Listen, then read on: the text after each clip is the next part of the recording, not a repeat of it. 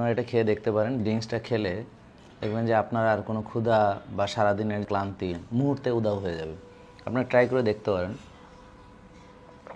তো এটা সব ধরনের রোগেই উপকার, প্রদাহজনিত যত ধরনের রোগ আছে সবগুলোতে এটা কার্যকর। সব ধরনের রোগ মূলত আমাদের পেট থেকে শুরু হয়।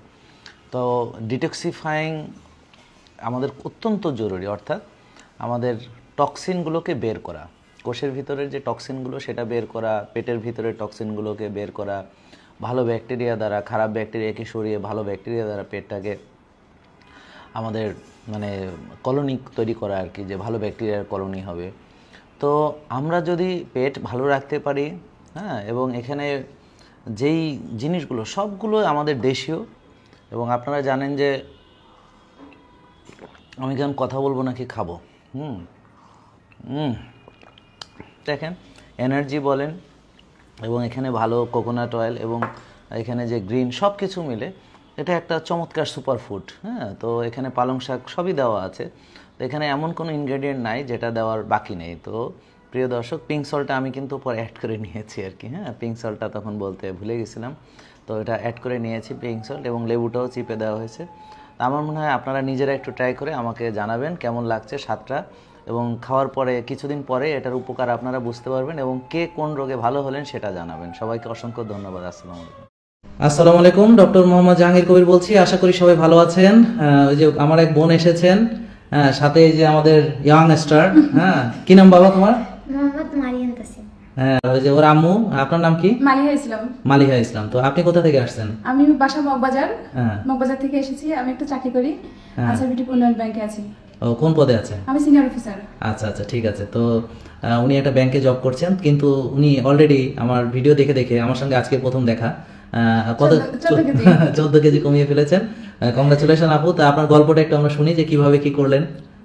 আসসালামু আলাইকুম, আমি মালিহা ইসলাম বলছি। এটা তো আগে বলেছি।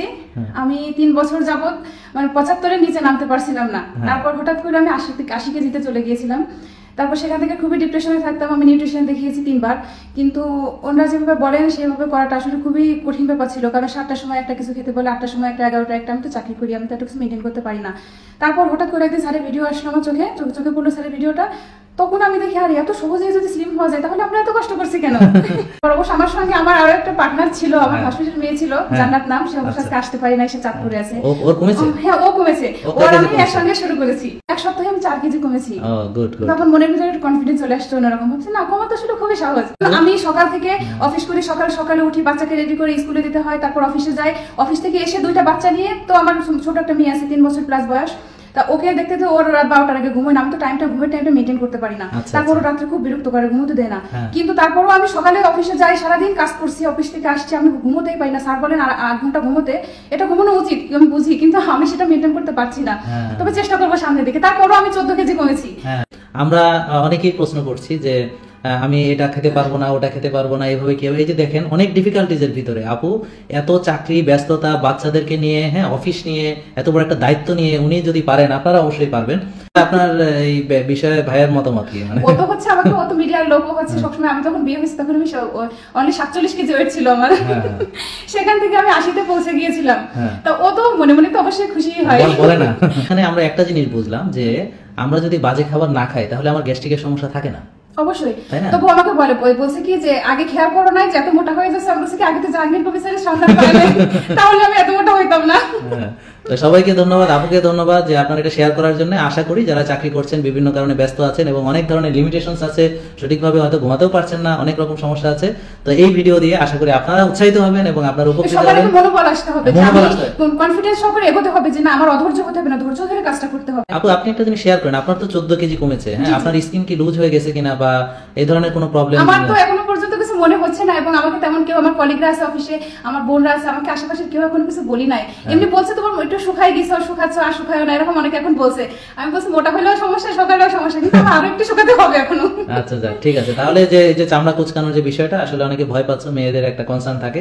তো এটা আসলে যদি এইভাবে ফাস্টিং করে করা হয় না, এবং আমি তো আলাদা কোনো পার্লারেও যাই না, কিছুই করি না, কিন্তু আমাকে কেউ বলি না এখনো পর্যন্ত যে আমার মানে। না আপু, আমি আপনাকে আগে দেখিনি, তবে এখন আমি দেখছি আপনার চেহারাটা অনেক গ্লো করছে, হ্যাঁ, এবং এটা উজ্জ্বল হয়েছে চামড়াটা। এটা আমি আগে আগে তো আপনাকে দেখি নাই, তাকে কম্পেয়ার করতে পারতাম।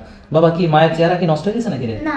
নষ্ট হয়নি, যাক ছেলে সাক্ষী দিচ্ছে, তাহলে ঠিক আছে। তো ঠিক আছে, সবাইকে ধন্যবাদ। আপু আপনাকে ধন্যবাদ আপনার এক্সপিরিয়েন্স শেয়ার করার জন্য। তোমাকে ধন্যবাদ বাবা। আচ্ছা, যারা কষ্ট করে দেখছেন তাদের সকলকে ধন্যবাদ। আমিও আবার দেখি প্রতিদিন। হ্যাঁ। আল্লাহ হাফেজ। আল্লাহ হাফেজ, আসসালামু আলাইকুম।